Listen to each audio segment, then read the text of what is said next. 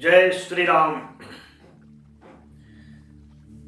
भगवत प्रेमी सज्जनों, देवियों एवं साहित्यकार मित्रों, रामायण महाकाव्य की पाठ सत्र के दौरान आज हम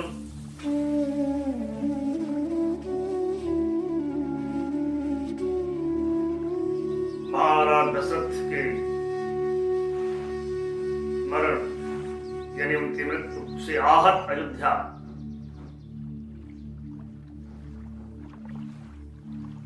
का एक दृश्य देखेंगे और आज के नवे सर्ग में भरत का अयोध्या में प्रवेश, उनकी व्याकुलता, उनकी विरह दशा, उनकी शंकाएं, आशंकाएं, उनके मन की जो तमाम स्थितियां हैं अनहोनी की आशंका से जुड़ी हुई, उनका संक्षिप्त वर्णन तथा मां कैकेयी के एक विराट व्यक्तित्व का भी हम इसमें दर्शन कर पाएंगे, जिसका आधार मैंने मुख्य रूप से रामचरितमानस के संकेत सूत्रों में तथा विशेष रूप से आध्यात्म रामायण से लिया है।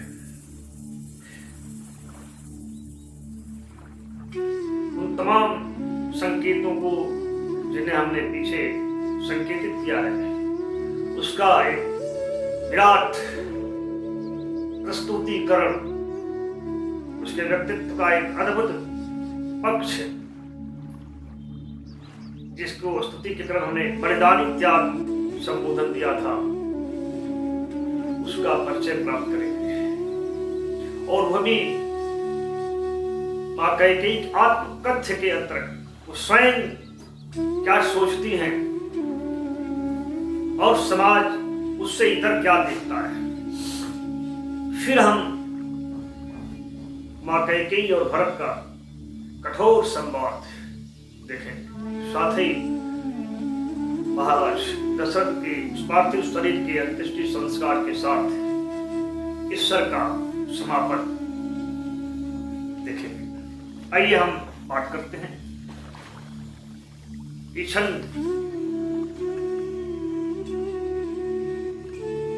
मात्रा की दृष्टि से और स्वरूप की दृष्टि से बड़ा है, लेकिन बड़ा प्रभा इसमें भी है।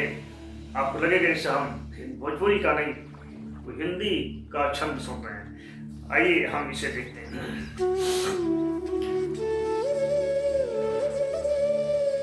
भौतिक सूर्य तो उदय हो चुका है, लेकिन रघुवंश का एक महान सूर्य आज अस्त हो गया। यहीं से हम आहत अयोध्या का दृश्य उपस्थित करते हैं। सुनिए। उग गईल सूरज पर गईल डूब रघुवंश सूरज, उग गईल सूरज पर गईल डूब रघुवंश सूरज,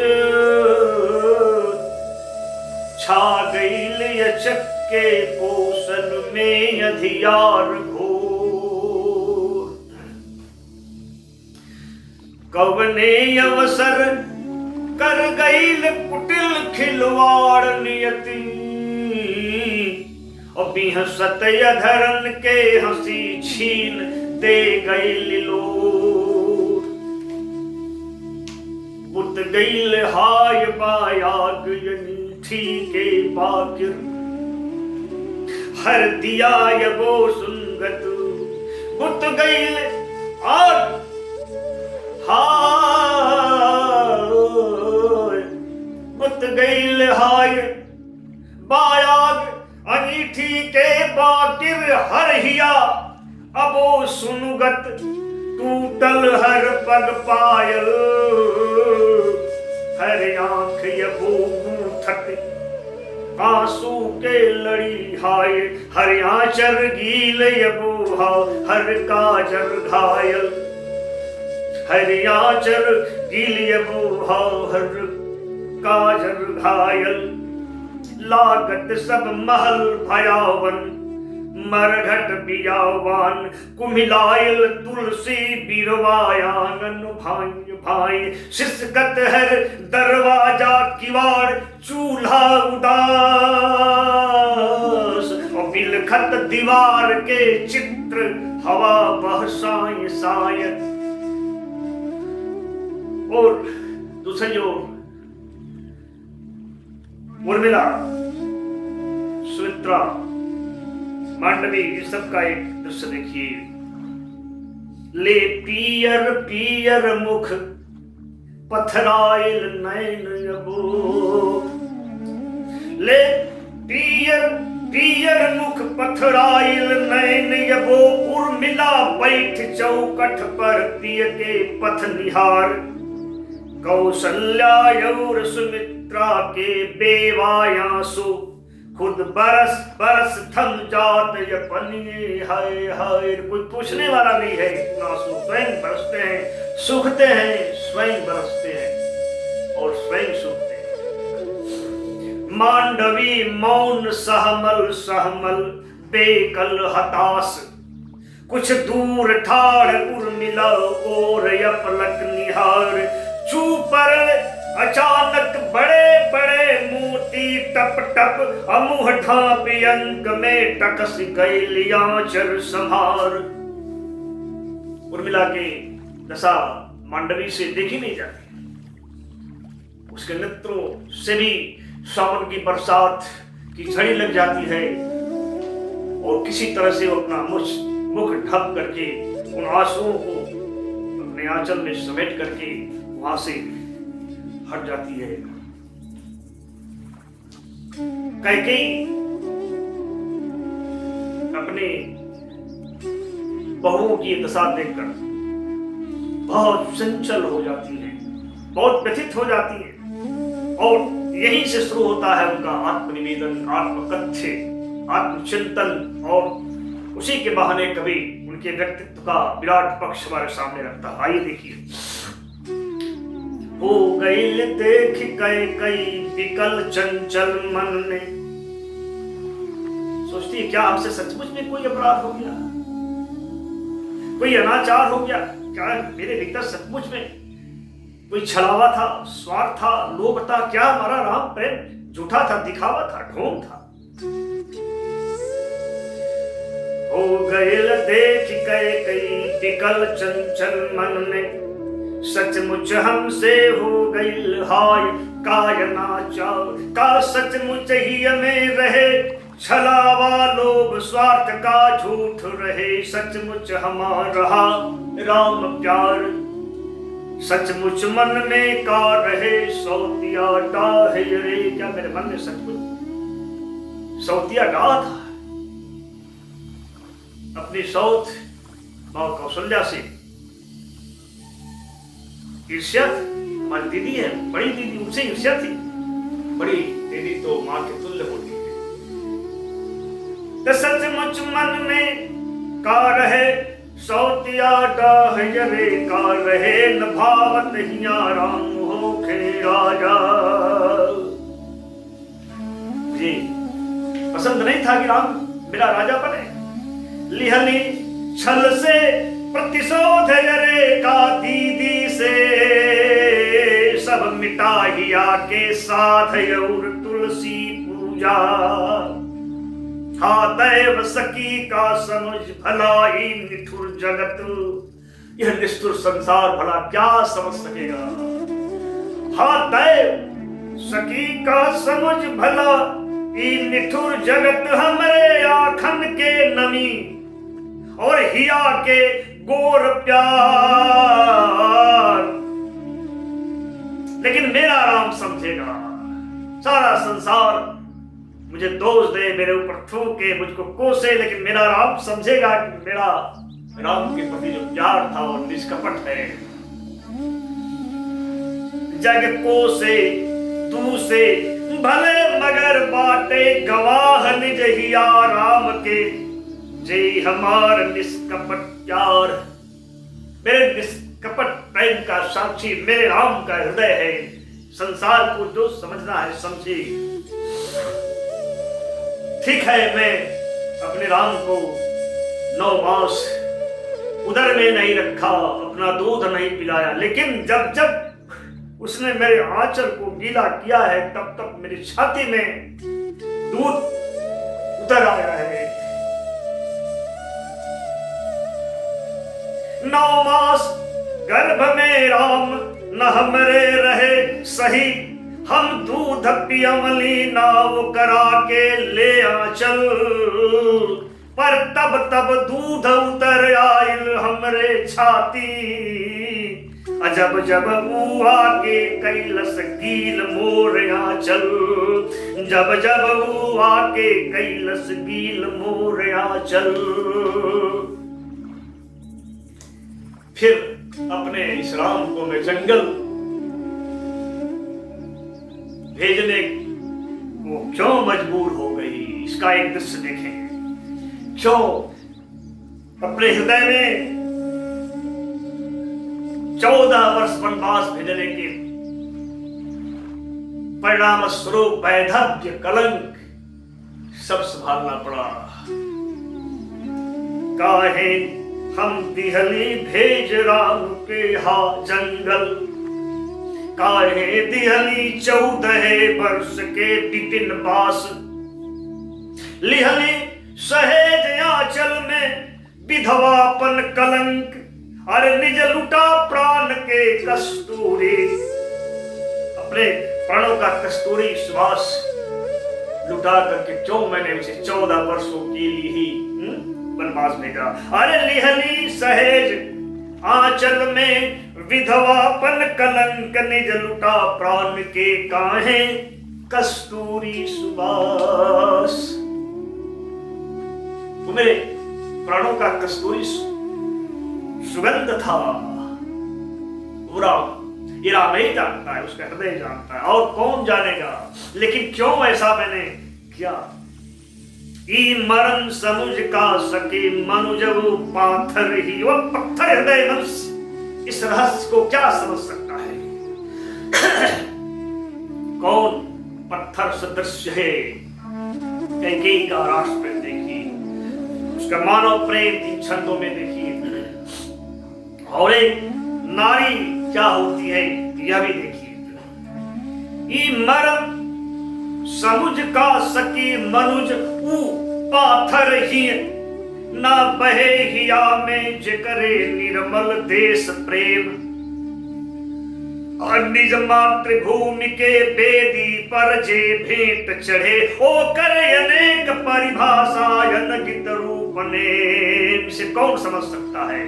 इसे तो सिर्फ कोई राष्ट्र प्रेमी ही समझ सकता है। जिसके हृदय में राष्ट्र के प्रति प्रेम नहीं है, वो यह बात नहीं समझ सकता कि अपनी मातृभूमि की वेदी पर जो पुष्प समर्पित किए जाते हैं उसकी अनेक परिभाषाएं होती हैं, उसके अनेक रूप और अनेक नाम होते हैं।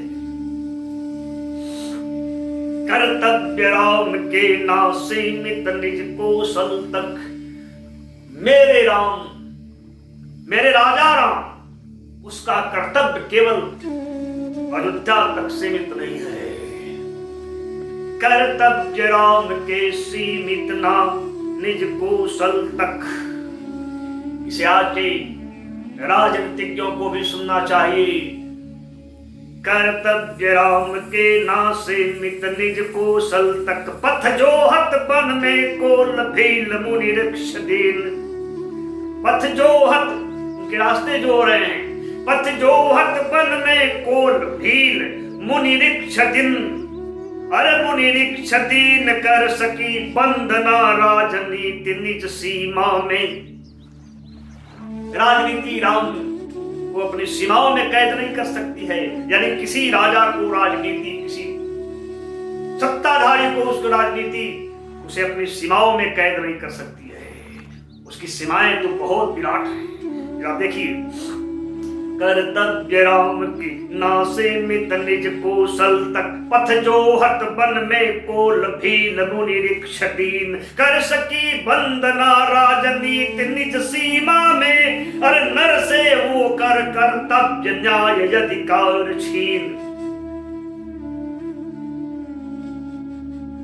मनुष्य के प्रति राजनीति का क्या कर्तव्य है, न्याय क्या है, अधिकार क्या है मनुष्य का, इसको छीन नहीं सकता है, राजनीति छीन नहीं सकती है। सच बात अवध के राम, सत्य है कि राम अयोध्या के हैं, अयोध्या के हैं, अवध के हैं, कौशल के हैं, कोई संदेह नहीं। सच बात अवध के राम, और राम पर कौशल के बाटे सगुरो अधिकार, प्राण से अधिक प्यार, लेकिन उसका भी अधिकार है। पर बा वो करो अधिकार, अवध से बाहर जे ना मानवता के आंगन में कवनु दीवार। लेकिन उनका भी अधिकार रामपुर है जो अयोध्या से बाहर है, क्योंकि मनुष्यता के आंगन में कोई दीवार नहीं होती। राजनीति में अगर मनुष्यता नहीं है तो वह राजनीति दो कौड़ी की है। मनुष्य के भीतर, मनुष्य के मध्य भेद और विभाजन पैदा करने वाली नीति को राजनीति नहीं कहा जाता। और राजा खुद कष्ट सुनाने के प्रजा के पास आए, फिर वो राजा क्या है? खुद प्रजा सुनावे कष्ट पास या राजा के, ना नीति तंत्र आदर्श कहाई जग में। यह आदर्श नीति तंत्र नहीं हो सकता कि प्रजा अपना कष्ट सुनाने के राजा के पास जाए। आदर्श कहाई नीति तंत्र जब खुद राजा अजा पूछी, जाकर के पूछेगा, जा पूछी कष्ट प्रजा के गांव गली मग में। लेकिन आज तो बुद्धि विलासनी हो गई है, हो गई विलासी बुद्धि आज सत्ता कोमल। लेकिन आज तो बुद्धि जहां विलासनी हो गई है, वहीं सत्ता बिल्कुल कोमल हो गई है। दुष्टों के प्रति संवेदना शून्य, अराजक तत्वों के प्रति नितांत मृदुल स्वभाव उसका हो गया है। इतना ही नहीं, आपस में हमारे आर्य राजाओं में भी कितना मतभेद है। जो संकेत पीछे किया गया भरत की चिंता के अंतर्गत पहला दूसरा सर्ग में, देखिए ठीक वही मां कैकेयी भी सोच रही है। तभी तो ऐसी कोख से भरत जैसा व्यक्ति पैदा होता है। हो गई विलासी बुद्धि आज सत्ता कोमल, मतभेद परस्पर आर्य त्रिपन के जात बढ़ल, निज उदर पूर्ति से ना फुर्सत बा ब्राह्मण के, अन्याय शक्ति जग के छाती पर जात चढ़ल। ये रावण को लेकर के जो सोच रही है मां कि भरत भी तो यही सोचते। दूसरे सर्ग में भी हमने देखा और कल के 8वें सर्ग में भी हमने देखा, जवना की जड़, इस दुष्टता, इस अन्याय, इस बर्बरता का जड़ कौन है? जवना की जड़ रावण, सोने के लंका में मनमानी करे, न धर्म नीति कुछऊ माने। ए पाप तंत्र के मूल लक्ष्य खाली सोना, खाली स्वर्ण ही धन ही इसका मुख्य लक्ष्य है। परहित समाज कल्याण भलाई ना जाने, परहित समाज कल्याण भलाई ना जाने। माने न राय निज मंत्रिन के विद्वानन, कितना निरंकुश है, अपने ही मंत्रियों की राय नहीं मानता, अपने ही विद्वानों का परामर्श नहीं मानता है।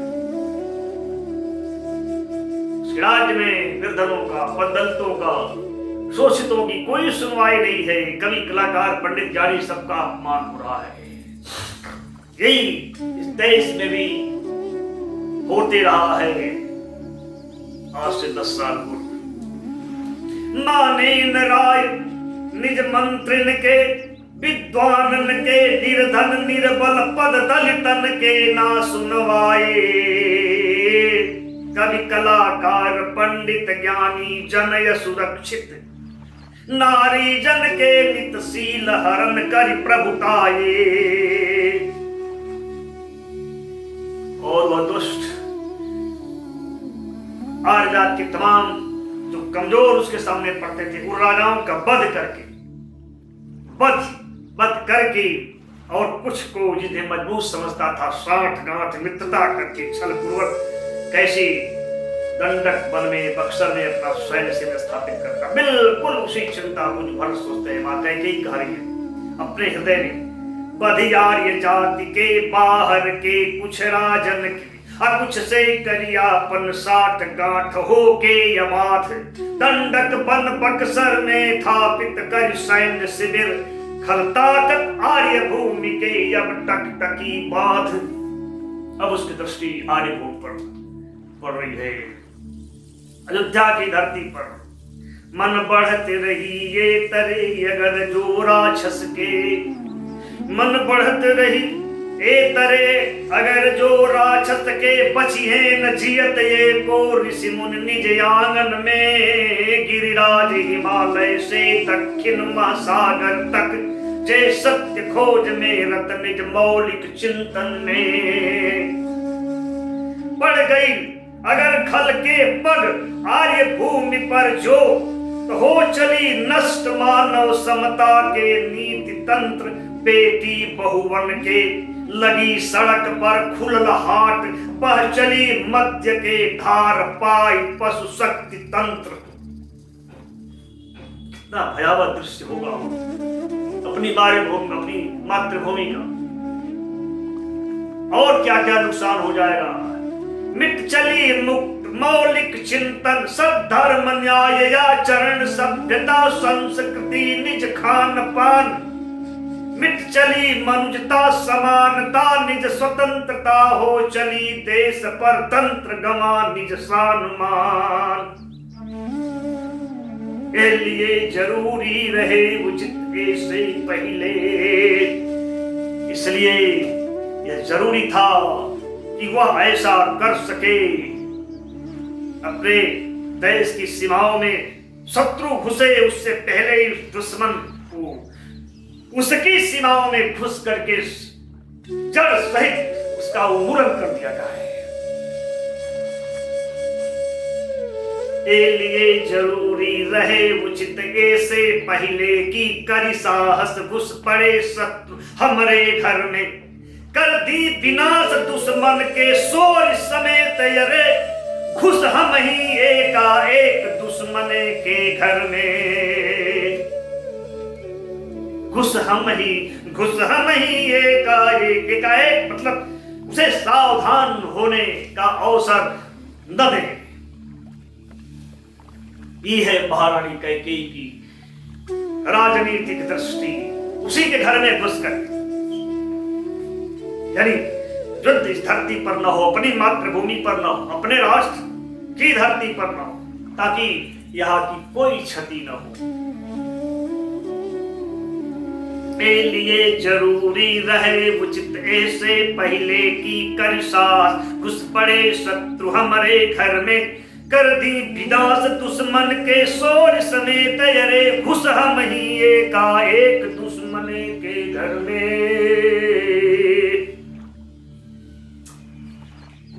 एक और दिव्य चित्र आप देखिए राष्ट्र प्रेम के अलावा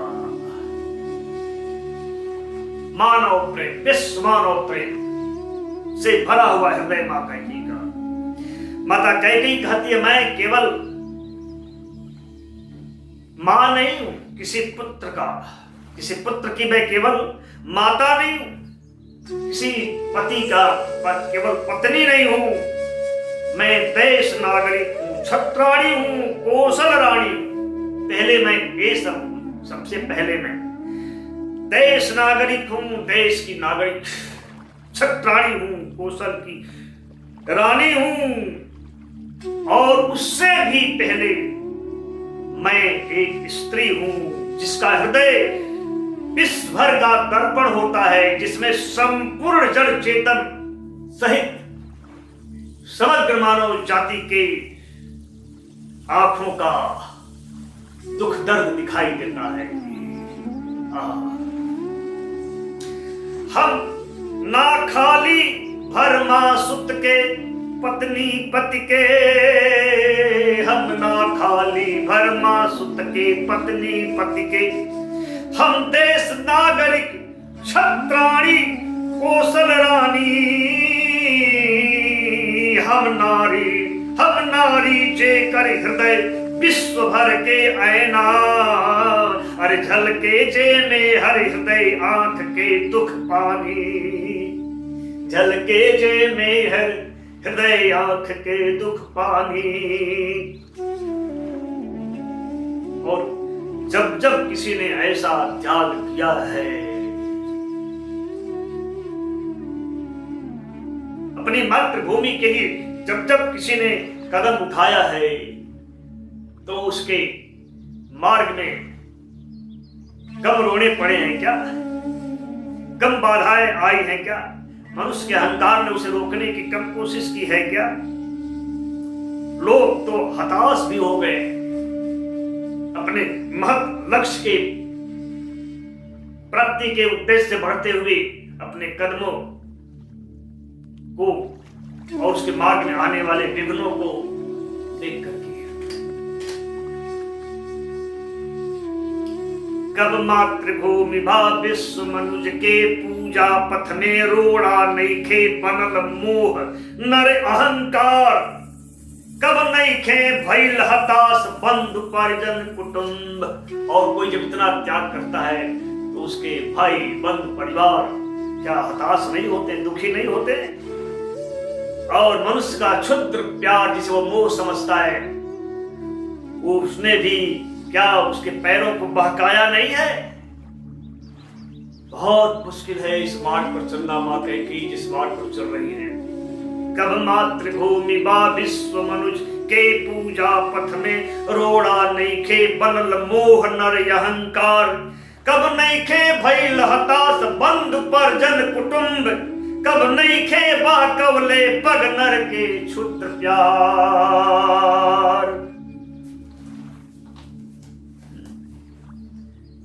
लेकिन हमारा जितना ऊंचा लक्ष्य होगा, उतनी बड़ी कीमत भी चुकानी पड़ती है, उतना ही बलिदान देना पड़ता है। हर ऊंच लक्ष्य खातिर बलिदान जरूरी बा, हर ऊंच लक्ष्य खातिर बलिदान जरूरी बाबा, रोवल हर दम लख प्रियजन परिजन कुटुंब। और जब किसी ने महान त्याग किया, महान बलिदान दिया है, तो उसको देख करके उसके परिजन, उसके परिवार के लोग रोए हैं, बार बार रोए हैं। ये हमारा इतिहास साक्षी है। जब महाराज दधीची ने अपनी हड्डियां दान की थी, क्या उनके परिवार के लोग, उनके पत्नी, उनके बाल बच्चे, उनके माता पिता नहीं रोए थे? इसी कुल के थे, मेरे ही इसी रघुवंश कुल के। हर ऊंच लक्ष्य खातिर बलिदान जरूरी बा, बारोवल हर दम लख परिजन प्रियजन कुटुंब। दे दिहले दान हड्डियन के जब ऋषि दधीच, नारोवल हुई है का सुत पत्नी पितायंब। इसकी कोई चिंता मुझे नहीं है, मूल्य चुकाने को तैयार हूं। आवे वाला युग यानी आने वाला युग उस पर थूके, उसे कोसे, दोषारोपण करे, लेकिन कैकेयी जी कहती है अपने आंचल में सारा अपमान, समाज की उपेक्षाएं, सारे कलंक और अपनी मातृभूमि के लिए, विश्व मानव के कल्याण के लिए हमें हर जन्म विधवा बनना पड़े, हर जन्म विधवा बनना पड़े तो बनने को तैयार।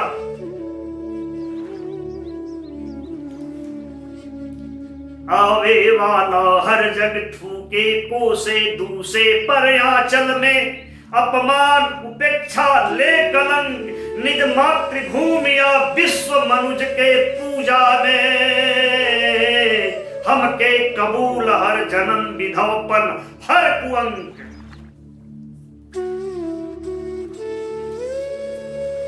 रही राम राज्य की बात, मेरे हृदय में राम राज्य का कैसा स्वप्न है ये तो आने वाला युग ही देखेगा, अभी से कहने की जरूरत नहीं है।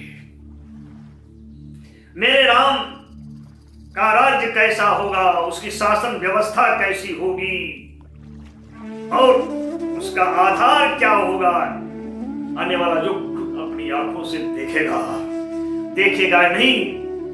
आने वाले जो कवि कलाकार होंगे उस राम राज्य का गीत गाएंगे, सुंदर मनहर छंद गढ़ गढ़ करके। मैं ऐसा राम राज्य देखना चाहती हूँ, रावण भी रहे और मेरा राम गद्दी पर बैठा रहे, कैसे हो सकता है। हमरे ही राम राज के कैसन स्वप्न सजल, कैसन शासन आदर्श व्यवस्था का यथार, आवे वाला खुद जुग देखी निज आँखन से। गई है कीरति रच छंद सुहर कवि गीतकार। लेकिन अचानक कैकेयी कुछ सोच करके चिंतित भी हो जाती है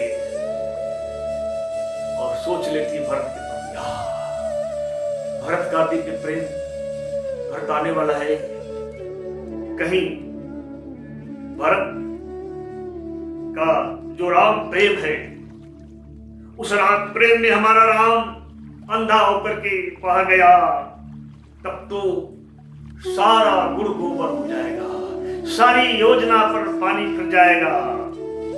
कहीं भरत का राम प्रेम ही इस महान लक्ष्य के पथ में बाधक न बन जाए, ये भी सोच रही है वाकई। इसीलिए इसका भी उन्होंने उपाय ढूंढ लिया है जो हम आगे देखेंगे। पर सोच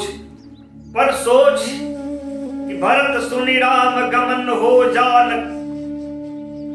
पर सोच भरत सुनि राम बन गमन हो न जाय, निज राम प्रेम में अंध बहिर पागल नाहक, हो जान कहीं सब गुण गोबर साधना विफल, अपन जान भरत के राम प्रेम पथ के बाधक, बन जान भरत के राम प्रेम पथ के बाधक। ऐसी सोच करके व्याकुल हो जाती है कैकेयी, सिंहासन से पलंग से अपने उठ करके कक्ष में टहलने लगती हैं, इतनी व्याकुल हो जाती है, शांत हो जाती है, बेचैन सी हो जाती है, क्योंकि वो भरत के राम प्रेम की गहराई को, उसकी अनंतता को, उसकी दिव्यता को खूब बढ़िया से जानती है। अच्छा सोच हिया हो गई कैकेयी अति व्याकुल, उठी चिंता के मारे लागल टहरे भूपर, इन्ने माँ के यसहाल अभरत के रथ ऊने, कौशल की ओर या रहल बढ़ल हर हर सर सर। इधर माँ की दशा है और उधर भरत का रथ अयोध्या की ओर हर हर सर सर की ध्वनि करता हुआ बड़ी प्रगति से बढ़ता रहा है। उस तीव्रता का एक दृश्य देखिए, टप टप घोड़न के बजत खूर नभ धूर उड़त, रथ उड़त रहे जैसे आंधी तूफान बहे, बाकिर उकरोले अधिक भरत के मन चंचल, पल बरस सरिस जी तृण समान उधियात रहे। लेकिन आंधी और तूफान की गति से चलने वाले, वायु वेग से चलने वाले रथ से कहीं अधिक चंचल तो भरत का मन था, जिनके लिए एक एक पल वर्ष के तुल्य और उनका मन तृण के समान उस हवा की गति में उड़ रहा था। मन की चंचलता की गति में उठा था। नियर आयल नगर, और जब वो अयोध्या के करीब आते हैं, आहत अयोध्या का एक दृश्य आप देखिए। चारों तरफ देखते हैं तो कैसा लगती है अयोध्या, कैसे लगते हैं खेत खलिहान, खेत बाग, इस तरह से उदासी छाई हुई है, गली बाग बगीचे, हाट बाट। आइए दृश्य देखते हैं। नियर आयल नगर मगर पैठत यस गुण तमाम होके लागल लख भरत हृदय सिसकार उठल। नगर के निकट आते ही अश्रु शुरू हो गया, हृदय चित्कार उठा, भय कंपित हो करके लागे जे धद खत चहूं दिसन में दावानल। लागे जे धद खत चहूं दिसन में दावानल, हर गली गांव खरिहान खेत अंगार बरल। लौके न बाग में फूलन के सींचत माली, खेतन में ना बनिहारन के करधन झुनझुन। लौके ना हर लिहले किसान पगरी बनले, बैलन के गटई में न सुना घंटी टुन टुन। बैलन के गटई में न सुना घंटी टुन टुन। बन बाग बाटिका बाबिरा न पथ पथिक हीर, तरुतर बतियावत प्रेम बात ना रहे मीत। बन घट पर सखियन के न ठिठोली मुक्त हास, अरे गावे न गगरिया जल लहरन के साथ गीत। सब तरवत उदासी व्याप्त है, बाताल तलैया नदी नार सगरो उदास। तरु व्यर्थ ही खड़े दिखाई देते हैं, तरु व्यर्थ ठाड़ था कल राही के पथ निहार। कोई मार्ग पर पथिक भी नहीं दिखाई देता है, वृक्ष व्यर्थ ही खड़े से उनकी प्रतीक्षा करते नजर आ रहे हैं। बाताल तलैया नदी नार सगरो उदास, तरु व्यर्थ ठाड़ था कल राही के पथ निहार। रंभात फिरे गैया मयूर भागे हताश, सुनसान नगर झाड़ू गुहार बिनु घर दुआर। सुनसान नगर झाड़ू गुहार बिनु घर द्वार। किसी ने अपने घर द्वार पर झाड़ू भी नहीं दिया आज।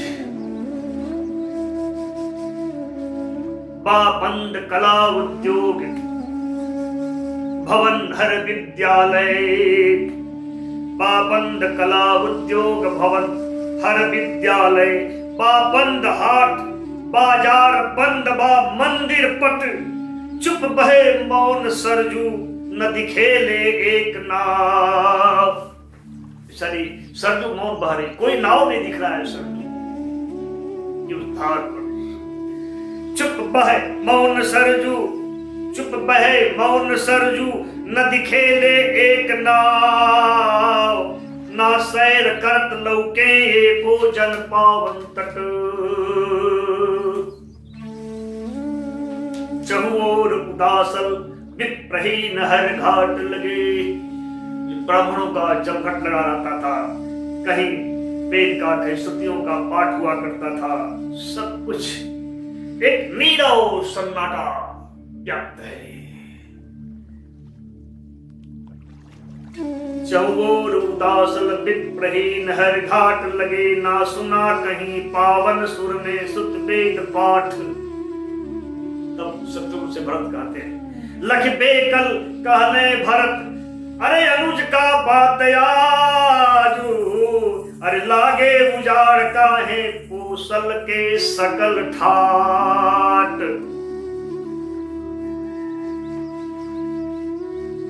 क्या कहते हैं बेचारे, क्या कहते हैं शत्रु। लंबी सांस लेकर के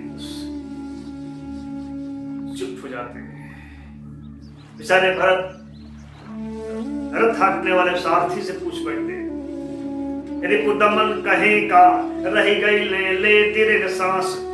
तब पूछे लगले भरत, अरे सारथी बोल तुही, मुँह फेर सारथी छिपा गईल आंसू, ठरकत लख मचल भरत ही में खभार ना चैन कहीं।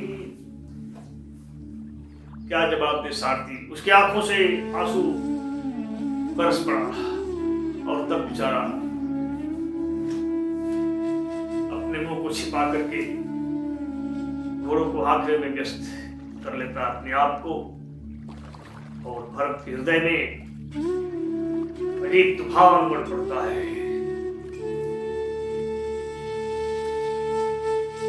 और भी भरत ने देखा कोई आज अयोध्यावासी, वहां के परिजन उनको देख करके आज प्रफुल्लित नहीं लग रहे हैं। पहले जब कभी कहीं से आते थे तो जिस तरह से उनका स्वागत होता था, जिस तरह से लोग प्रसन्न होकर के उनका स्वागत करते थे, अब वो सब नहीं रहे। कहीं कोई नारी, कहीं कोई स्त्री मंगल थाल लेकर के परछावन के लिए खड़ी नहीं है, कहीं कोई नौकर चाकर बंदी वो भाट जब नहीं दिखाई देते हैं। और सबसे बड़ी बात, अयोध्या के उस विराट महल पर कहीं राष्ट्र का ध्वज भी फहरता हुआ नहीं दिख रहा है। ना आज भरत के लख पर जन ही बाहुलास, ना नवल नारी कर लिहले मंगल थार दिखे, ना नौकर चाकर बंदी भाट निज काम कर, ना राज ध्वजा फहरत पुर द्वारे आज दिखे। पुरवासी मिले न कहे कछु न मिलते हैं। अयोध्या के लोग न कुछ कहते हैं, मुंह फेर करके चल देते हैं और चिंता बढ़ जाती है। पुरवासी मिले न कहे कछु मुंह फेर चले, ना स्वागत सुमन वृष्टिभा ना जयकार कहीं।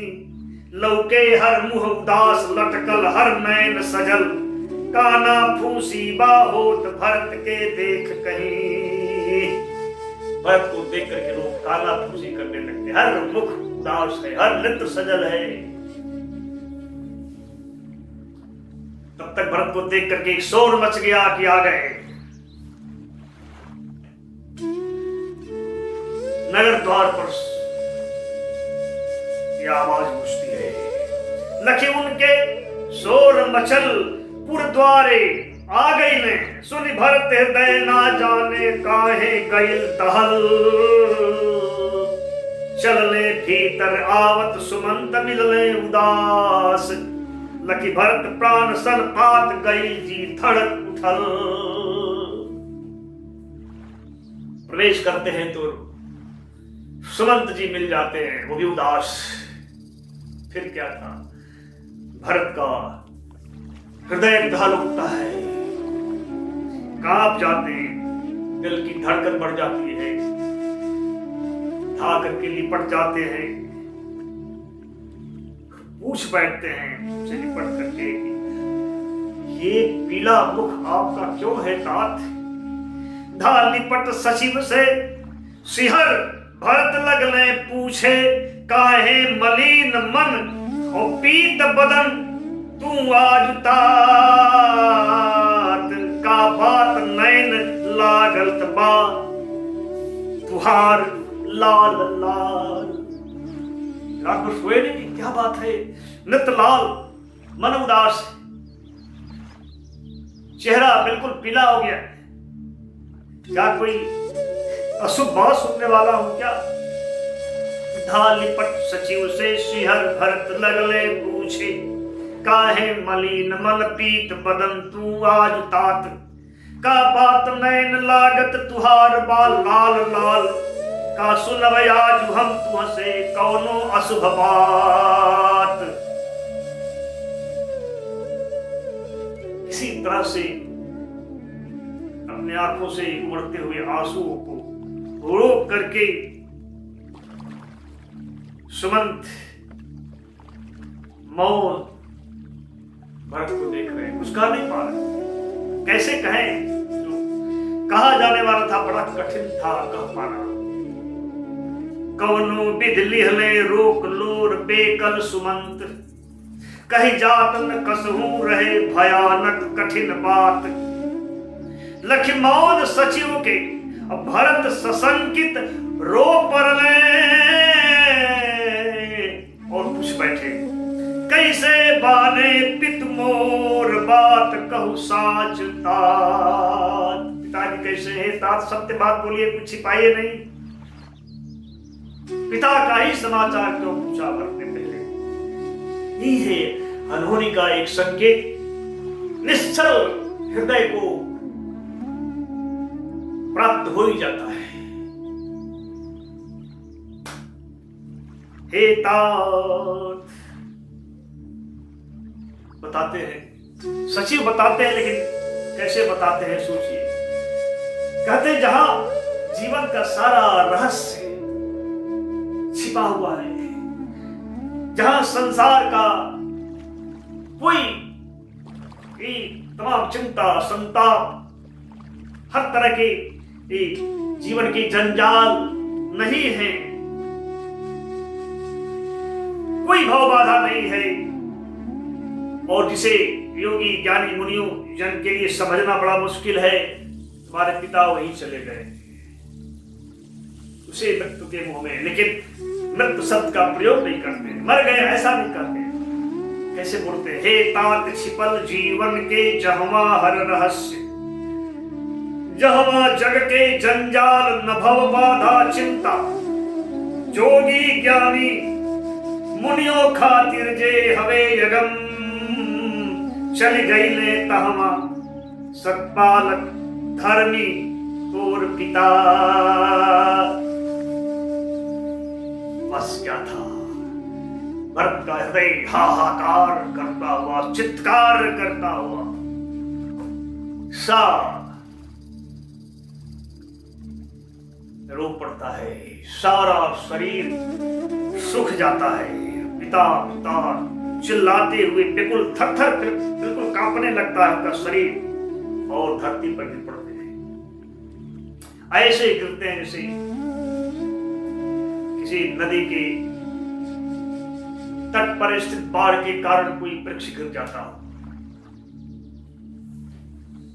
सुनि भरत हृदय चित्कार उठल तन सूख गईल, हा पिता पिता चिल्लात विकल थर थर कांपत, गिर परले भू पर निरालंब आहत, जैसे गिरजा कगार के पेड़ बाढ़ के चोट सहत।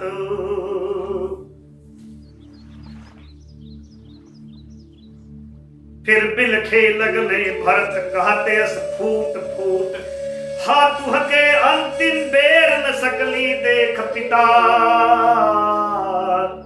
ना मानी बचन जयती नाना घर कबू हाय, हो जाई ऐसन हमके अचको रहित पतारे।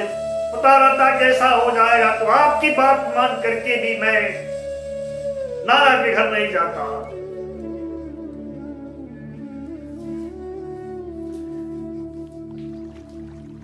अब मुझे पुत्र कौन कहेगा, तात कह करके कौन बुलाएगा, कौन मेरा सिर सूंघ करके हमें सहलाएगा, वो अभी प्यार कौन देगा। बिना मेरे राम के हाथों में सौंपे बिना ही आप चले गए, अनाथ करके चले गए। क्यों?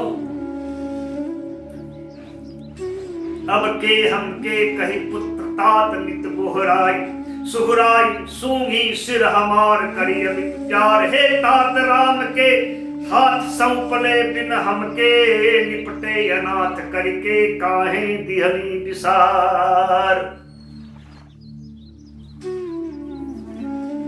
बहुविध बिलाप बहुविध बिलाप कर समर भरत लगले पूछे।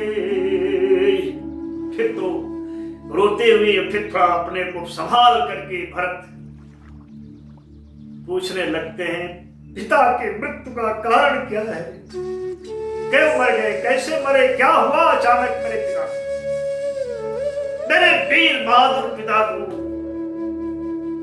त्रैलोक्य विजयी पिता को क्या हो गया अचानक, ये अनहोनी सहसा कैसे घट गई।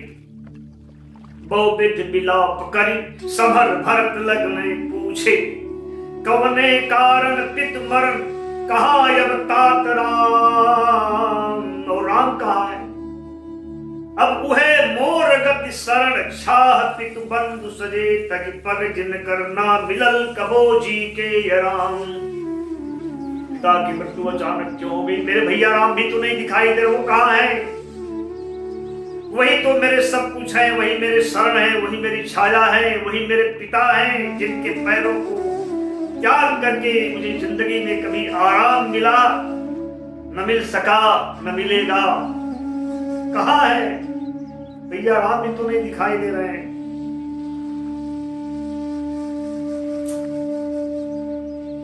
बोलना पड़ा, सत्य को कब तक छुपाया जा सकता है? सुमंत जी ने कहा, राजा चाहत रहले कि राम युवराज बने। राजा चाहते थे प्रभु श्री राम राजा बने, युवराज बने, राज्याभिषेक उनका हो। गुरु से आज्ञा प्राप्त करके सारी तैयारी भी हुई, सब सुदिन योग सब खोज लिया गया, लेकिन मंथरा के बहकावे ने उसके बुद्धि में आकर के महारानी कैकेयी यानी माता जी ने आपकी प्रभु श्री राम को 14 वर्ष का वनवास और आपके लिए राज्य मांग लिया। यही है मौत का कारण। राजा चाहत रहले कि राम युवराज बने, कैले प्रबंध पा गुरु आज्ञा, शुभ दिन सुयोग। मंथरा मते मां तुहर मांग लिहली नृप से, वनवास राम के राज तुम्हें रच नारी ढोंग। सब तो व्रत किसी ने तमाचा कर दिया हो, हजारों इस तरह से लगे। वनवास राम के सुनत तमाचा असलागन, कटले न खून तन में, हो गई ले काठ तुरत। शरीर में मानो काटो तो खून ही नहीं, बिल्कुल काठ हो गए, निर्जीव। गईले भुलाए पितु मरण, पिता की मृत्यु ही भूल गई उनके लिए। मैं कारण बना यह सोच करके, गईले भुलाए पितु मरण, हे तु निज जानी हिया। धरि मौन ठाढ़ जैसे पत्थर बेजान भरत। कुछ भइल होश, फिर अचानक जब होश आया, मन में नाना की बातें याद करके तूफान और बवंडर खड़ा हो गया और बड़ी तीव्र गति से रोष में दौड़ पड़ते हैं कैकेयी के महल की ओर। कुछ भइल होश, फिर उठल बवंडर ले अंधर। आ गई याद नाना के सगरो बात जहर। फिर क्रोध यज्ञ में सुन गे लागल सब शरीर। शीशा यस्तह के लगल कान में हर अक्षर। एक एक शब्द उनके कान में पिघलते हुए शीशे की तरह जलते हुए से लगने लगे। चल पड़ले तुरंत सरोस, जहां मां कैकेयी पहुंच गए। वहां मां कैकेयी की स्थिति का एक चित्र देखी, जो बिल्कुल उसकी कलाई चूड़ियों से आज सुनी है। कलाइयों में चूड़ी नहीं है, मांग में सिंदूर नहीं है। संध्या के नीरव दीप शिखा की तरह उसका स्वर्ण शरीर है, क्योंकि अभी रात पूरी नहीं होती है तो सांझ के दीपक में वो चटकार नहीं होता है और ऐसा लगता है जैसे चंद्रमा की किरणों को भी पाला लग गया, कुहासा में पाला बिखरा हुआ चंद्र किरण। हाँ, ठीक वैसे ही एक चित्र देखे। चल पड़ले तुरंत सरोस, जहां मां कैकेयी। चूड़ी बिन सोन कलाई, सिर सिंदूरहीन। संझा के नीरव दीप शिखा सम कंचन तन। पाला से धूमिल चान किरण यस मुख मलिन, बैठल अकेल यति चिंतित मन निज रंग महल, अपने रंग महल में चिंतित अकेली बैठी है, बेसुध सी आशा विश्वास अनेसा इच्छा तरह तरह का भरत को लेके उनके मन में चल रहा है, तरह तरह के तर्क चल रहे हैं, तर्कों के धागों पर उनका मन पतंग की तरह उड़ रहा है, यादों की तमाम चोटों से आहत अपने पुत्र की प्रतीक्षा में बैठी हुई है। वो भरत वहां पहुंचते हैं, बैठल अकेल यति चिंतित मन निज रंग महल, बेसुध आशा विश्वास अनेसा इच्छा में, तरकन की धागन पर पतंग सम उड़त सहत, सुधियन के चोट रहे निज पुत्र प्रतीक्षा में, पग या हट टिक गई नजर उठी दरवाजे, भरत के पैरों की आहट सुनकर के उसकी दृष्टि दरवाजे पर टिक जाती है, फिर वो उठ खड़ी होती है, थोड़ी देर के लिए मन की पीड़ा भूल जाती है पुत्र को देख करके, ममता का संपूर्ण समुद्र उसके नेत्रों में उतर आता है। अपनी करनी पर नहीं, अपने पुत्र के स्वभाव को जान करके माँ कैकेयी के हृदय में प्रेम बढ़ता है, ममत्व बढ़ता है, मेरा बेटा है कैसा वो जानती है और क्या होने वाला यह भी जानती है, फिर भी उसका गर्वबोध है माँ कैकेयी। ऐसे पुत्र पर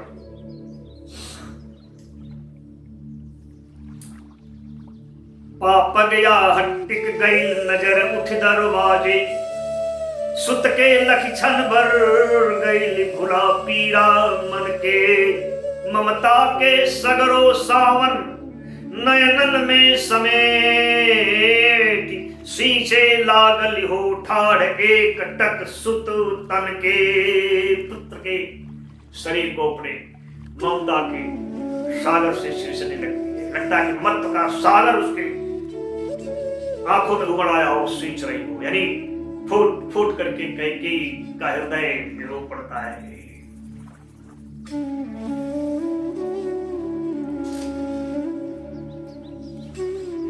थोड़ी देर के लिए तो उस ममत्व के सामने भरत भी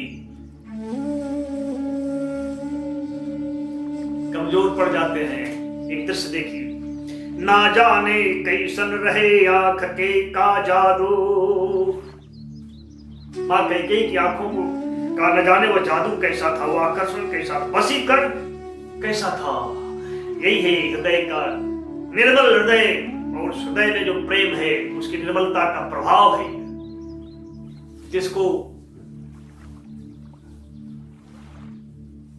जितना भी छिपाया जाए उसका आकर्षण लोगों को अपनी तरफ खींचा ही लेता है। ना जाने कैसन रहे आंख के का जादू, सम्मोहन वशीकरण या आकर्षण या खिंचाव, बह गईले जैसे खुदे भरत क्षण भर खातिर, तिनका समान वो अविरल ममता के बहाव। थोड़ी देर के लिए मां कैकेयी की उस प्रेम के उस ममत्व के तीव्र प्रवाह में भरत थोड़ी देर के लिए बह ही गए। आ पुत्र, मां कहती है, आ पुत्र अंक से या छाती से लग जा तू, वाह मेरी गोदी में आ, मेरी छाती से मेरे सीने से लग जा। इस तरह से तुम दूर से मुझे मत देख, चल। राजभोग कितना कठोर होकर के कैकेयी कर, यही राष्ट्र प्रेम असली बात छिपाती है, तुरंत कठोर हो जाती है मां कैकेयी। आ पुत्र अंक में आ, छाती से लग जा तू, ए तरे दूर से तू न देख, आ निकट लाल, आ निकट लाल, चल भोग राज तू, तिरस्कार जग करे मोर, हम भोगी रौ रौ नरक भले ही चीरकाल। चलो तुम राज्य भोगो, राज्य सुख भोगो, संसार चाहे मेरा तिरस्कार करे, मुझे रौ रौ नरक में भी जाना पड़े लंबे समय तक, कोई परवाह नहीं। चल ये राज्य तुम्हारे लिए है। कैसे मां भीतर से कुछ और, बाहर से कुछ और स्वयं को प्रदर्शित करती है, ताकि रावण को मारने के लिए जो रणनीति मां की है वो उजागर न हो, नहीं तो उस महान योजना पर पानी फिर जाएगा। इसलिए कठोर होना पड़ता है।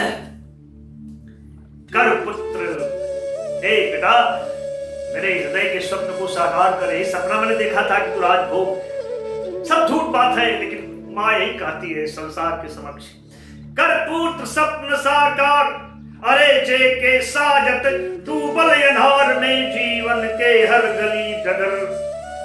हे पुत्र, मेरे उस स्वप्न को साकार करो जिस स्वप्न को सजाने में सारी जिंदगी की हर गली हर डगर अंधेरे में डूब गई, तुमको उजाला मिले।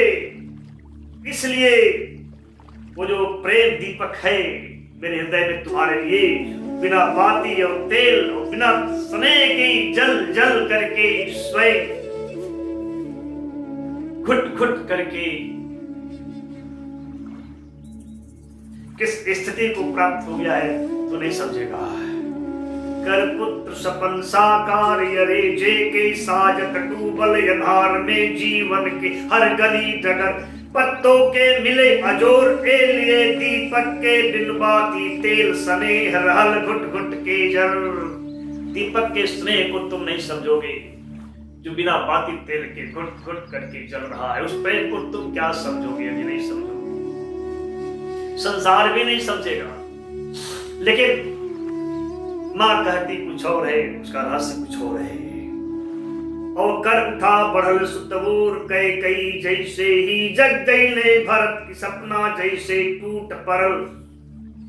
और जो ही ये कहा करके उनको गोदी में अंक में भर लेने के लिए कई मां बढ़ती है, भरत का जैसे स्वप्न भंग हो गया हो।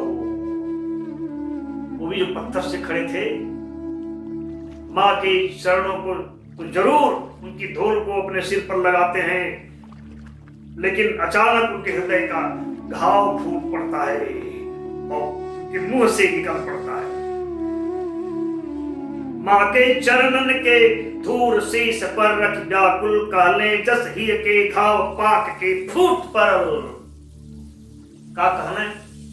तो कहा उन्होंने, हा धन्य अम्ब, हा धन्य तुहर सुत प्रेम जवन।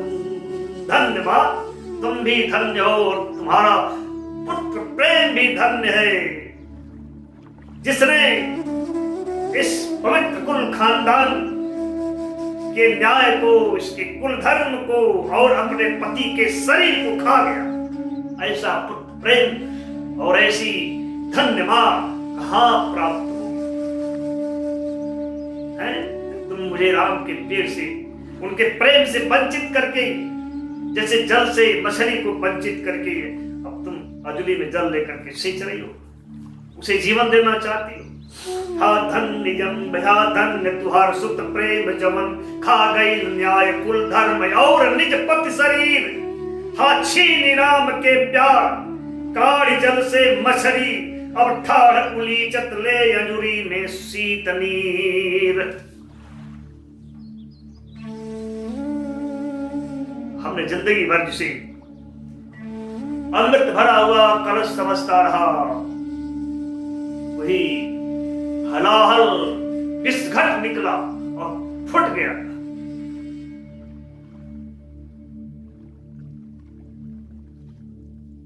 हमने जो स्वप्न देखा था कितना गोरा साबित हुआ।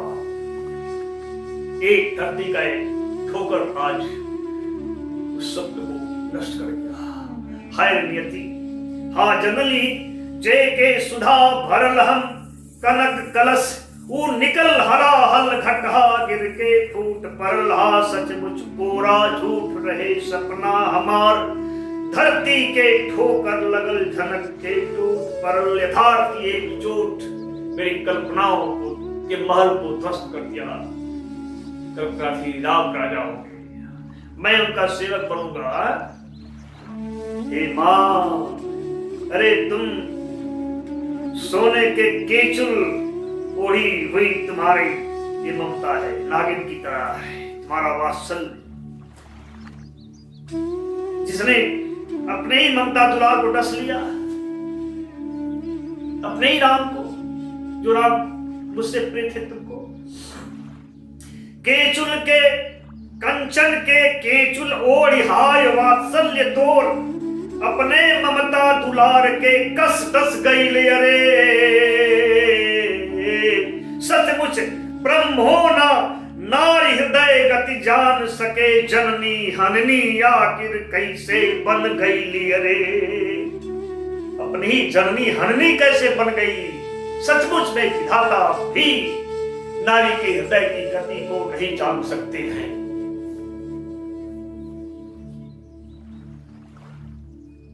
तुम जिंदगी भर क्या मांगती रही, क्या दिखाती रही, और आज क्या कर बैठी। जे मांगत रहे सदा विधि से वरदान की है, यही वरदान जो ब्रह्मा से विधाता से मांगती थी। क्या हर जन्म राम सुत मोर पतोहू सी हमार, कैसे उदिहली भेज राम के हा जंगल, जीवन भर निज सुत मान आज पर सुत विचार।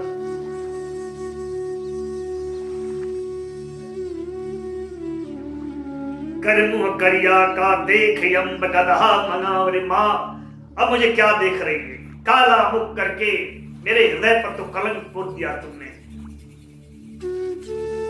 अब गधा मनाओ, बैठा दो उसी पर, सारा नगर घुमाओ, लोग जान लें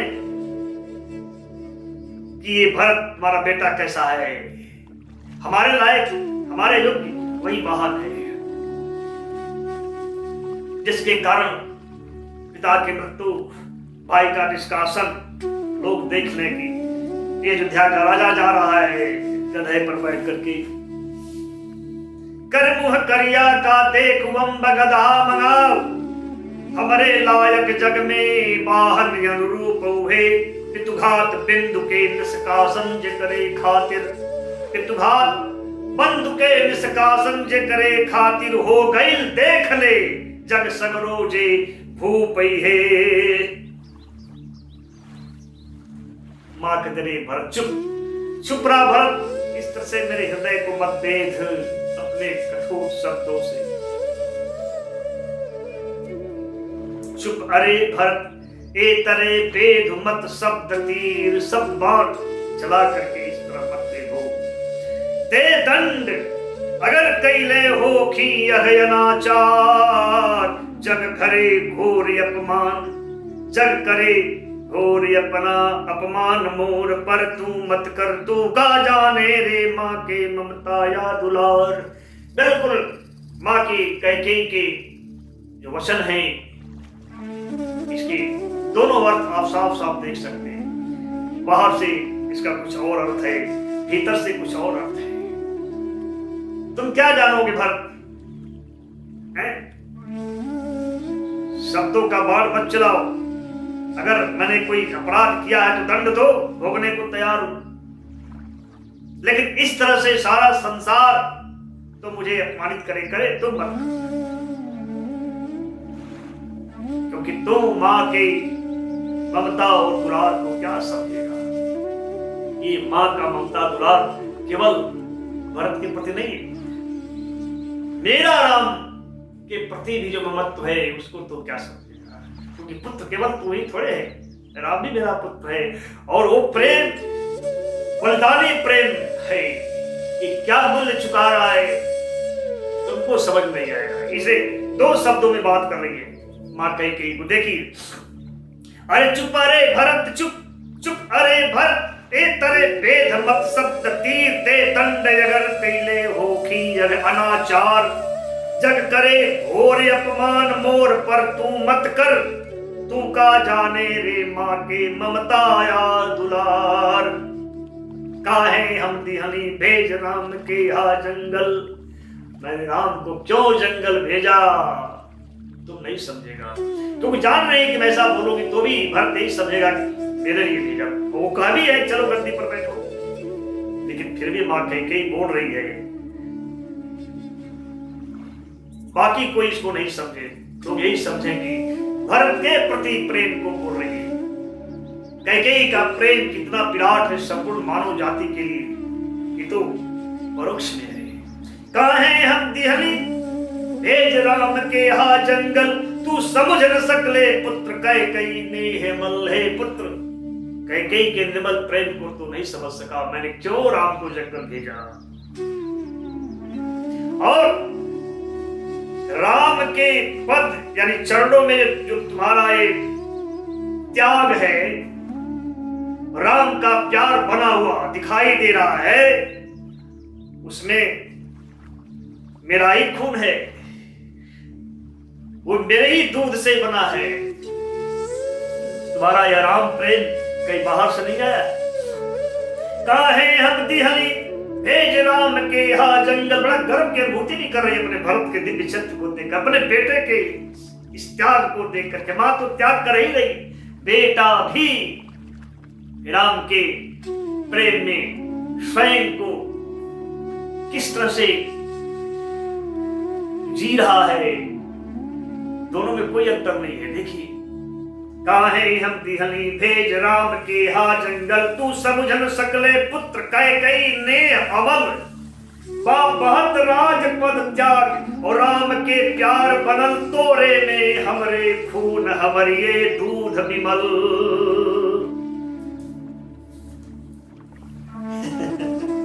लेकिन राम के विरह वेदना में व्यथित भरत मां के वचन के निहितार्थ कहां समझ रहे हैं, इसलिए बोल तब तुमने राम को जंगल में क्यों भेजा। कैसे तू भुला गई कि हम और राम दो नहीं है, हम और राम एक ही सांस के बाहर और भीतर आने वाली कड़ी के लय, एक ही गीत के आरोही अवरोही क्रम है, एक ही छंद की शब्द और अर्थ है। तब कैसे गैलू भुला भरत या राम, दोनों एक ही सांस के बहिर्गमन या गमन कड़ी, एक ही गीत के आरोही अवरोही क्रम, एक ही छंद के शब्द अर्थ लय ताल लड़ी। तब कैसे गैलू भुला भरत या राम न दू, कैसे भूल गई भरत और राम दो कहां है। राम के बिना भरत में प्राण है और भरत के बिना राम में प्राण है। कैसे भुला गई कि राम जंगल चले जाएंगे तो पिताजी जीवित बचे।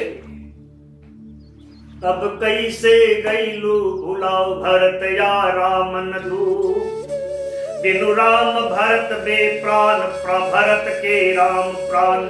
हा कैसे गईलू भुला विपिन में भेज पुत्र कसहूं, समार ना सकी है पितु निज क्षुब्ध प्राण। कैसे कैलू कल्पना, मां तुमने कल्पना कैसे कर ली। कैसे कैलू कल्पना पिताजी सहजई है, कुल यजस घोर दुष्कर्म पाप अन्याय कांड रह जाई। धरती गगन दिशा हर मौन ठार, ना डोल उठी भर क्षोभ हिया में सब ब्रह्मांड। हा कैसे गईलू भूला न राजा जब बची है, हो जाई भू विधवा लागी सर्वत्र आग। हो जाई सगरो दिशा दीन असहाय रे, मिट जाई अपने हाथ अपने सुख सुहाग। कैसे भूल गई, राम ही नहीं बचेंगे तो पिता भी नहीं बचेंगे, धरती आकाश कुछ भी नहीं बचेगा भरत के लिए। सारी दिशाएं सुनी हो जाएगी और अपने ही हाथों तुम्हारा सुख सुहाग गुजर जाएगा। मिट जाए अपने हाथ अपने सुख सुहाग। कैसे तुमके हो गई रे विश्वास, बताओ और तुमको विश्वास कैसे हो गया कि तुम राम से मुकुट छीन करके भरत के सिर पर रखेंगे और भरत स्वीकार कर लेंगे।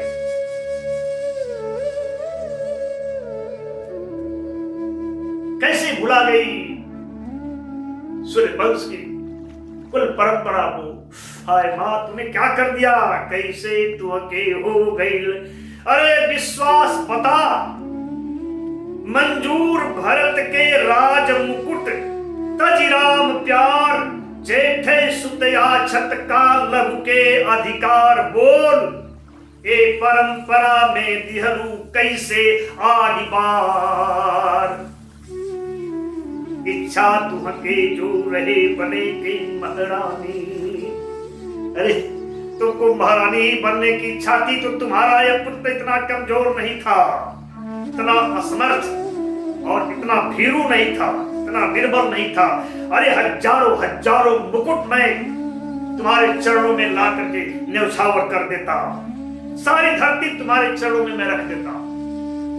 यहाँ राम भरत के शौर्य को भी आप देख रहे हैं, जो पहली बार फूटा है राम के प्रेम के उस वियोग की आग में दहक करके। इच्छा तुहके जो रहे बने के महारानी, ना सुत तुहारे असमर्थ भीर निर्बल भूपर। रख दे लापग में तुहरे अनगिनत मुकुट, हर लक्ष्य सुलभ क्षत्रिय के धनुष बाहुबल पर।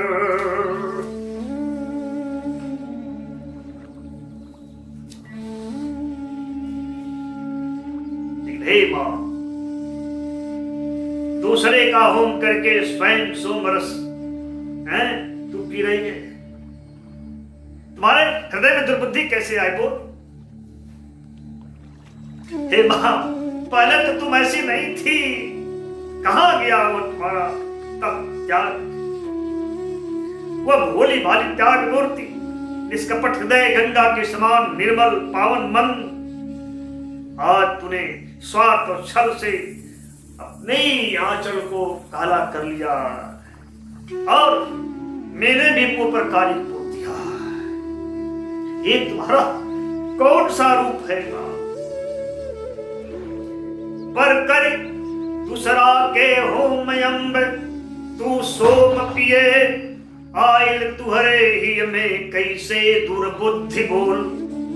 पहले तू वैसन ना रहलू हे मातु, कबो का भइल तुहर तप त्याग हिया के शुद्धि बोल।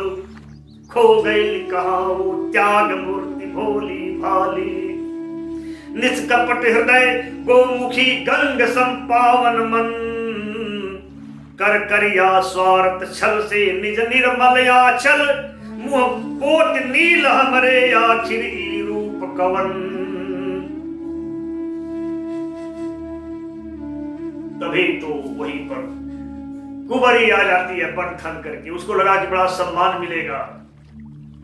भरत और शत्रुघ्न से उनको तो देखते ही शत्रुघ्न का सारे शरीर में आग लग जाती है। फिर तो हिम्मत करके लातों से प्रहार शुरू कर देते हैं, लेकिन दया निधान भरत छुड़ाते हैं। धवले कुंवरी आ गई तहां मन मुदित बहुत, तन बसन विभूषण विविध भांत कैले सिंगार। लग गई आग लख शत्रु दमन के तन मन में, घी आहुति पा लप लपा उठे जैसे यंगार। दिहले हुम चौवा लात गिरल मुँह रुधिर पमत, हा दैव कर्तने की के ऐसन फल कैसन। चिल्ला दिया भगवान नेकी का ये फल, यह कहते हुए खून बमक वमन करती हुई रक्त वमन करती हुई वो धरती पर गिर जाती है एक ही लात में। दिहले हुम चौवा लात गिरल हुई रुधिर बमत, हा दैव करतने की के ऐसन फल कैसन। फिर क्या, छोटा पकड़ करके सब तुम लगे पूरी धरती पर घसीटने लो, तब तुमको जैसा फल चाहिए वही मैं तुम्हें देता हूं। हा दैव करतने की के ऐसन फल कैसन। सुन शत्रु दमन लगले घिसिरावे, धर झोटा दी घर फोरी फल जीव काट। जैसे अगतई संत लाओ मैं तुम्हारा जीव काट करके जैसा तुमने पाप किया है वैसा ही फल देता हूं। फिर क्या था, मंथा आपने लगी थर थर थर थर। भरत जाकर छुड़ा, हे भरत छोड़ो छोड़ो, क्या कर रहे हो? अरे ये नीच दासी किसी रानी के घर में कीचड़ कैसे उछाल सकती है? अगर रानी का ही अपना हृदय बेविश्वासी नहीं हुआ होता।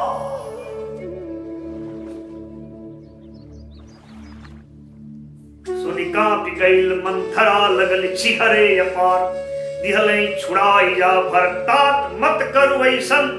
अरे का उड़ा सकी रानी घर दासी, कीच नीच जो बेविश्वासी रहत न होकर अपने मन।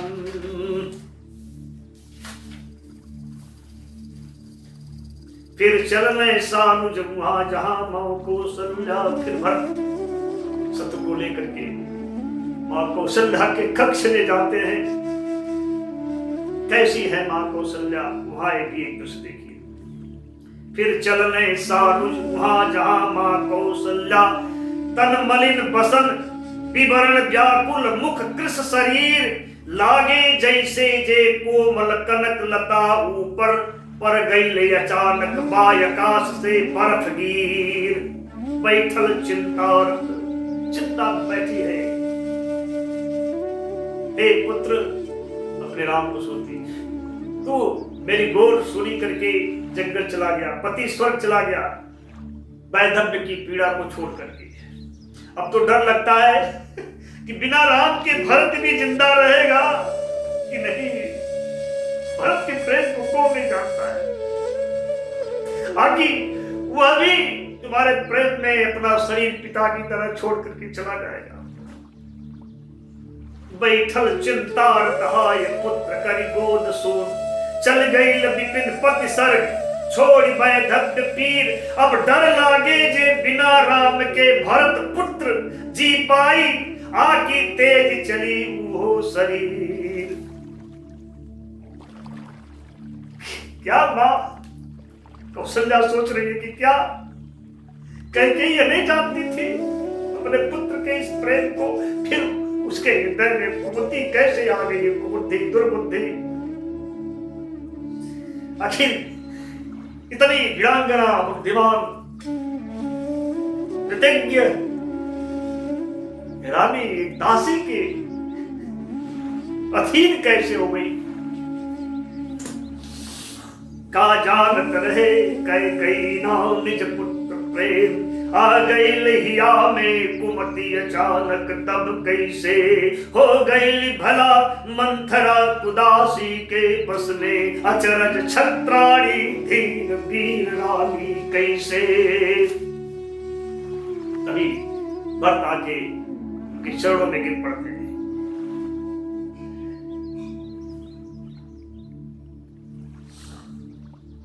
हे सुतहीना पतिहीना मां, ले तेरा अपराधी आ गया, जो दंड देना है दे। सारे पापों का मूल यही है जिसके कारण तुम्हारा हाल है। गिर पर ले तब ले भरत चरण में आवे कल, हे सुतहीना पतिहीना दीना मां हमार, ले अपराधी आ गईल सजे अघमूल भरत, हो गई लहाय सन गति जिकरा से तुहार। नर कवन यधम हमरे समान है मातु आज, रघुकुल कलंक गृह कलह दाह के सकल मूल, पितुघाती कपटी छली राम के हकहारी, दे दंड अम्ब हम के पर दे निज चरण धूल। लेकिन मां कहते बेटा, जो तुम बोल रहे हो सत्य नहीं है, झूठ है, मेरा भरत ऐसा हो ही नहीं सकता है। अरे तुम तो इस सूर्य वंश के निष्कलंक उज्ज्वल मयंक हो, सौगंध राम की मैं खा करके गाती हूँ पुत्र, तुम्हारा हृदय छल गंध से रहित है। मैं गवाह हूं पुत्र, उठ मेरे छाती को शीतल कर।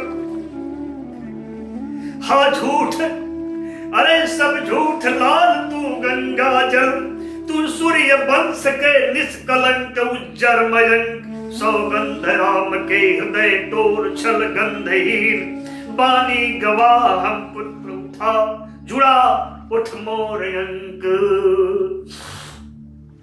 रे पुत्र, बर्फ से अग्नि बरसने लगे और चांद से विष खड़खड़ा देख करके, बदली देख करके मोर नाचना छोड़ दे। सब संभव है, संभव है। सत्ता लोलुप अपने कर्म कुटिल छोड़ दे। जलचर धरती पर रेंगने लगे, चंदा से चकोर कर उठ जाए पपीहा। स्वाति का मुंह त्याग करके नदी का पानी पीने लगे। श्रद्धा संशय से युक्त हो जाए, ज्ञान मोह से युक्त हो जाए, मेहंदी के पत्ते अपने लाली छोड़ दे। सब कुछ संभव है, संभव है। बहुराई हुई अमराई के रूप को देख करके कोयल गीत गाना छोड़ दे, भंवरे गुनगुनाना छोड़ दे फूलों को देख करके। लेकिन हे भरत, तुम स्वप्न मेरी राम विमुख नहीं हो सकते हो। ऐसा मां कह के पुत्र भरत के प्रति मां कौशल्या का विश्वास है, इसलिए कहती है बरसावे आगे बर्फ, चुआवे चांद गरल, घन घटा देख नाचे न मोर बासावन में। सत्ता लोलुप दे छोड़ भजे, सत्ता लोलुप दे छोड़ भले निज कर्म कुटिल। रेगे लागे जलचर धरती के गावन में। जारूठ भले कौनो दिन चंदा से चकोर, पी चले पपीहा भले नदी जल तज स्वाति।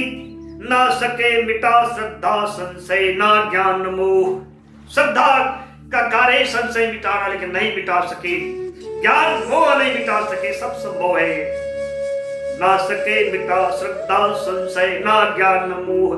दे छोड़ भले निज लाली मेहंदी के पाते। बहुराई अमराई के महकत रूप देख, गावे न भले कौनो कोई लरिया गीत कबो। अरे गुनगुना उठे भंवरा न भले लखी फूल खिलल। पर सपनों में सुत तून राम प्रतिकूल कबो। पर सपनों में सुत तून राम प्रतिकूल कबो। और हे पुत्र, जो भी अगर ऐसा कहेगा कि तुम राम के हकहारी हो, उनका अधिकार चुराने वाले हो, वो इस संसार में सुख और सुगति प्राप्त नहीं कर सकता। वह नीच व्यक्ति। इतना कठोर शब्द निकलता है, श्राप सा शब्द निकलता है मां कौशल्या के मुख से। जे कही राम के हकहारी, कपटी तुहके सुख सुगत न सपनों में पाई मनुज यथम। अस कही लगा, अस कही मां लिहली लगा भरत के हियरा से। अपय उतर गई छाती हो गई ले लोचन नम। अपने हृदय से लगा लेती हैं और उनके हृदय में दूध उतर आता है और नेत्रों में जल। फिर कहली रे कैकेयी बहन या देख तनी। फिर कहती है मां, हे बहन कैकेयी, जरा आगे देख मेरे भरत को। देख मेरा सोना गोद फिर से भर गया। देख कितना हर्ष और कितना विशाल। आओ पुत्र, गले से लगा के दिया है।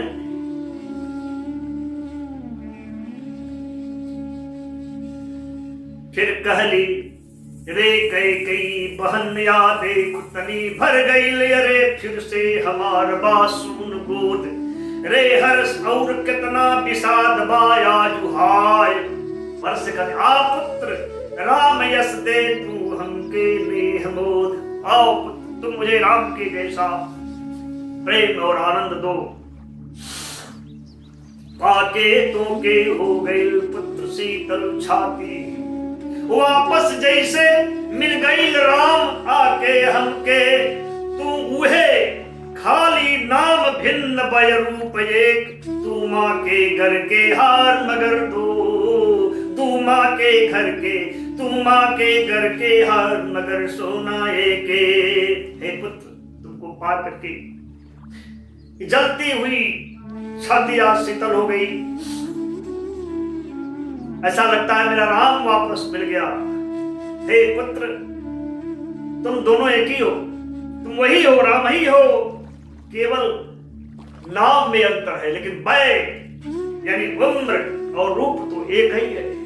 तू दो माताओं के घर के हार अवश्य दो हो, लेकिन सोना तो एक ही है। तू है खाली नाम भिन्न भय रूप एक, तू माँ के घर के हार मगर सोना एक। हे पुत्र, हो गई देर, लेकिन बेटा देर हो गया, नाथ सो गए हमेशा के लिए गहरी नींद में। लेकिन देखो तब भी प्रेम ने उनका मुखमंडल कितना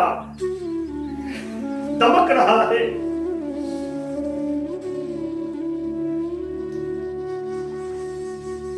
कौशल्या कहती, हे नाथ, मां दशरथ से बोलती है उनके शव को देख करके, हे नाथ आंख खोल करके देखिए तो जननियों के माताओं के दूध की तरह निर्मल है। दूधों को देखिए, दूध कोई अंतर नहीं है कैकेयी की और कौशल्या के दूध में, इन पुत्रों में। पर पुत्र हो गई देर, देव सो गई ने रुठ, पर तबो ने हमें मगन लगे कसमुख मंडल, पर तबो ने हमें मगन लगे कसमुख मंडल। हे नाथ, देखनी तनिक अरे निज नयन खोल, बा दूध जननियन के कितना निर्दोष अमल। लेकिन तेल भरे हुए उस नौका में दोनों पैर पसार करके महाराज दशरथ का पार्थिव शरीर पड़ा है, क्या बोलेंगे। भरत पिता कहते गिर पड़ते उसी शव पर तेल भरल नौका में दोनों पग पसार, निप निर्विकार सूतल मन गुंभौ सिंधु पार, सकले संभारना भरत पिता के देखी दशा, गिर पड़ने व्याकुल पिता पिता कातर पुकार। हा देव न हमरे पापन के दंड कहीं, ये विधाता मेरे पापों के लिए कोई दंड नहीं है। हा देव न हमरे पापन के दंड कहीं, लखी नर को नाक सिकोरी हमके दीन ठोर, सचमुच हम त्यागे जोग नीचा पितुघाती, मौतो न आवे का बाकी आ पाप और कौन सा पाप बाकी है करने के लिए, मौत भी नहीं आती। नरक में तो जगह है ही नहीं, नरक भी नाक सिकोड़ लेगी मुझे देख करके। तब तक वहां पर कुल गुरु वशिष्ठ आ जाते हैं, लिपट करके भर रोने लगते हैं। तात, हे नाती अनहोनी कैसे हो गई। वशिष्ठ कहते अनहोनी नहीं पुत्र, होनी होती है, अनहोनी क्या, जो होना था वही हुआ। आ गई ले तबले तपोनिष्ठ कुल गुरु वशिष्ठ, रो परने बिलख बिलख चरणन में भरत फूट, गुरुदेव हो गई हा अनहोनी कैसन। गुरुदेव करे अनहोनी ना होनी, पागल फल गई टूट।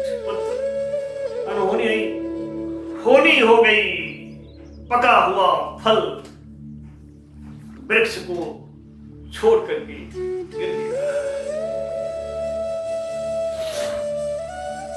और हे पुत्र, वृक्ष के पके हुए फलों का गिर जाना ही उत्तम है, ताकि फिर से उस जगह खाली हो, नए फल लगे। और इसीलिए तो फल गिरते हैं, इसीलिए तो फूल गिरते हैं, ताकि नई कलियां लगे और नए फूल खिले। इसीलिए तो रोज फूल सड़ता है और ढोल के गले मिलता है। रोज दीपक इसीलिए जलता हुआ दीप बुझ जाता ताकि नए दीपकों के खिलने का अवसर उपलब्ध हो सके, जबकि अंधेरे को नया दीपक मिले और नया सूर्य उदय हो। इसीलिए प्रतिदिन सूर्य अस्त होता है। इस तरह से समझाते हैं। तरुके यानी मृत्यु की महिमा क्या है, मौत जीवन के लिए कितनी जरूरी है, जिसका नाम सुन करके भयभीत हो जाते हो, कितना करुणामयी है मृत्यु। इसका एक चित्र आप देखें। तरुके पाकल फूलन के हो, तरुके पाकल फल के टूटल अनिवार्य उचित। वृक्ष के पके हुए फलों का टूटना अनिवार्य है और उचित भी। तरुके पाकल फल के टूटल अनिवार्य उचित, ए लिए कि फिर से डारन में फल नया लगे, फिर से डारन में फल नया फले। मिट सके कबो ना महकत बगिया के सिंगार, के लिए रोज खिल फूल धूल के गले मिले। लो जरत दिया के बुता चले ताकि फिर से जग के अंधार में नया दिया के ज्योति जले। आ सके सवेरा नया नया उग सके सूर्य, ए लिए रोज चुप रात ढले चुप सूर्य ढले। और हे पुत्र, जो उगा है वो ढलेगा ही और जो खिला है वो झरेगा ही। यही जीवन का सत्य है। जीर्ण के विध्वंस के बिना नव सृष्टि का सृजन संभव है। और है ही क्या, आत्मा तो अजर अविनाशी है। मृत्यु में सिर्फ पट परिवर्तन होता है, वस्त्रों का बदलना और कुछ नहीं। जे उगल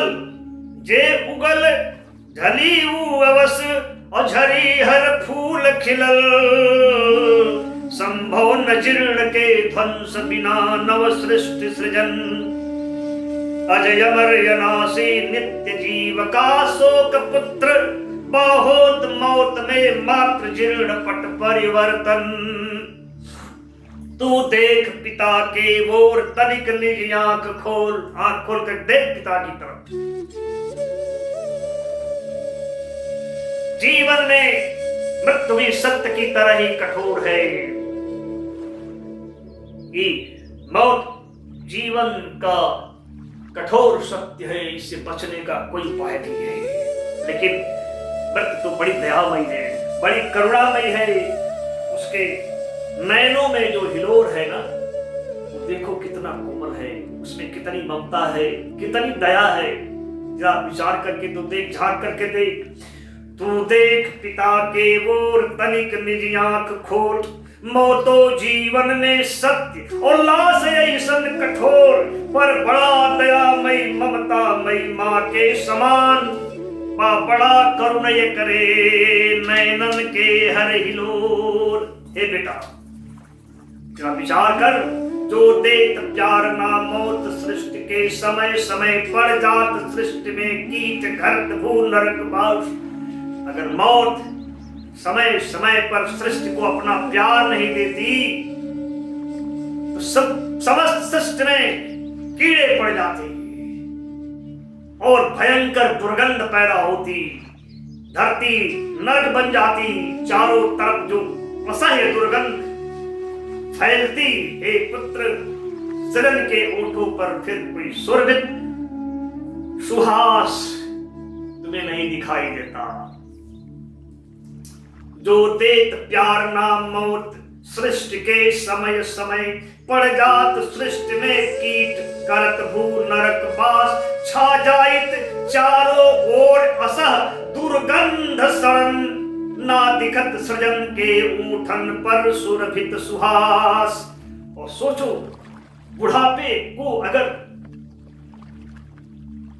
ये जो मृत्यु की संध्या को अगर मौत दीपक नहीं दिखाती तो अंधेरे में ये बुढ़ापा कितना ठोकर खाता। अनुमान करो, और थका हुआ जीव विश्राम कहां प्राप्त करता अगर मौत पग पग पर आकर के उसे विश्राम पड़ाव नहीं देती। जो दीप दिखाइत मौतन जीवन, संझा के ठोकर यनार में खात बुढ़ापा गली डगर।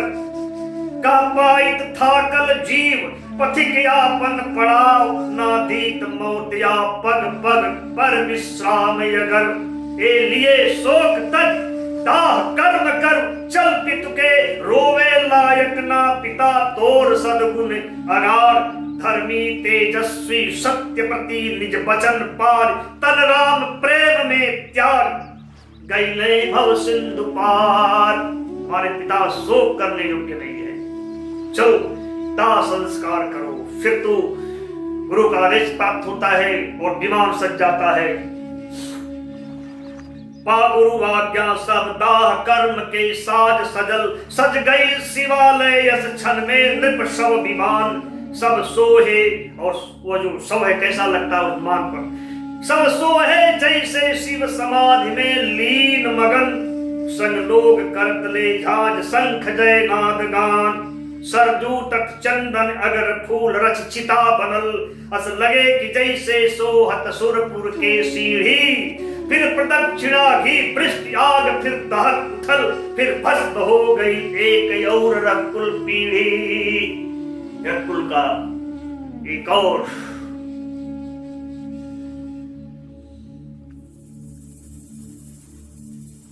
पीढ़ी, एक परंपरा, एक इतिहास दग्ध हो गया। अंतिम छंद सुने, चित्कार भरत के व्याप गई, और पिता की जो ही चिता झरी, भीतर हृदय जल उठा भरत का। उस चित्कार समग्र परिवेश में व्याप उठता है। चित्कार भरत के व्याप गई, फिर कन कन में सुनी बरस गई लहर। नैन रो परल सरजू जल, छा गई गगन में बादर सूरज के मुंह पर। तर पर चिड़ई दल चींची करी फड़ फड़ा उथल। आज इतना ही, फिर अगले पाठ सत्र में हम 10वां स्वर का पाठ करेंगे। तब तक के लिए पुनः आप सभी को बहुत बहुत नमस्कार, बहुत बहुत आभार। जय श्री राम।